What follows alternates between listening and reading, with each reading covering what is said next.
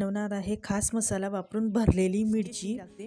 तर यासाठी बघा आपण सर्वात आधी कढईमध्ये 4 चमचे मी बेसन पीठ म्हणजे चना पीठ थोडं भाजून घेत आहे। जास्त भाजायचं नाही आहे, लो फ्लेमवरती तुम्हाला याला भाजून घ्यायचं आहे आणि थोडं ब्राउनिश म्हणजे जास्त नाही भाजायचं, अगदी थोडं भाजून घ्यायचं आहे। त्यानंतर बघा मी लसूण बारीक करून घेत आहे।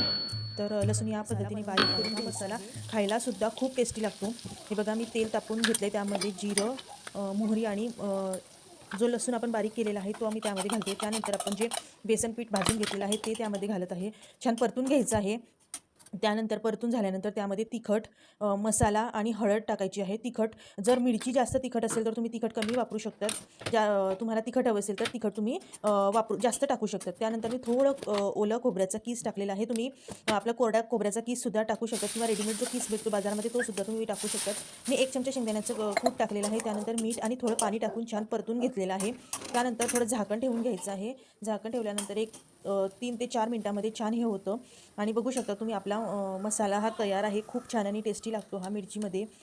त्यानंतर हा एका प्लेटमध्ये आपल्याला काढून घ्यायचा आहे आणि थोडं थंड झाल्यानंतर आपल्याला तो मिरच्यांमध्ये भरायचा आहे। आता बघा मिरच्या आहेत आपल्या, साधारण मी 7 ते 8 मिरच्या घेतलेल्या आहेत, त्यांना मधून या पद्धतीने चिरून घ्यायचं आहे आणि त्यामध्ये आपल्याला मसाला भरायचा आहे वन साईड आणि पूर्ण नाही करायचं आहे, मध्येच फक्त आपल्याला मध्येच एक चीर मारून घ्यायची आहे आणि त्यामध्ये आपल्याला मसाला भरायचा आहे। जर तुम्हाला वाटलं की तुम्हाला जास्त तिखट वाटते तर त्यातील तुम्ही बिया काढू शकतात। मिरची जास्त तिखट नसेल तर तुम्ही बियासुद्धा देऊ शकतात, कारण खूप छान लागतं आणि पोळीसोबत जर तुम्हाला खायचं असेल तर आपल्याला थोडं तिखटच छान लागतं।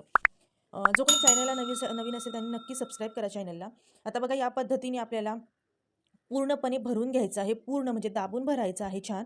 आणि वरतून बघा आपल्याला तो काही लोकांना म्हणजे या मिरच्यांना मीठ लावून घेतात, तसं सुद्धा तुम्ही करू शकतात। नसेल तर तुम्ही डायरेक्टली असा मसाला सुद्धा भरू शकतात। तर त्यानंतर आपल्याला बघा कढईमध्ये तेल घ्यायचं आहे, तेलमध्ये जिरं मोहरी परत टाकायची आहे, मध्ये मिरच्या सोडायच्या आहेत। तर बघा या पद्धतीने आपण भरलेली मिरची जे आपण मसाला भरलेला आहे त्या मिरच्यांमध्ये त्या मिरच्या यामध्ये सोडायच्या आहेत आणि छान परतू द्यायचं आहे।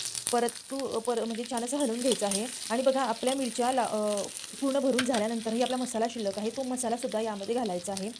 तुम्ही तव्यावरती सुद्धा करू शकता किंवा मी लोखंडी कढई घेतलेली आहे यासाठी, त्यामध्ये खूप छान होतात या मंद आचेवरती। त्यानंतर थोडं पाणी घालायचं, एक शिपका मारायचा आहे, त्यानंतर झाकण ठेवायचं आहे। तुम्हाला जर वाटलं की मिरची अजून झालेली नाही तर तुम्ही थोडं पाणी अजून घालू शकतात आणि त्यानंतर परत आपल्याला झाकण ठेवायचं आहे आणि छान वाफेमध्ये द्यायचं आहे।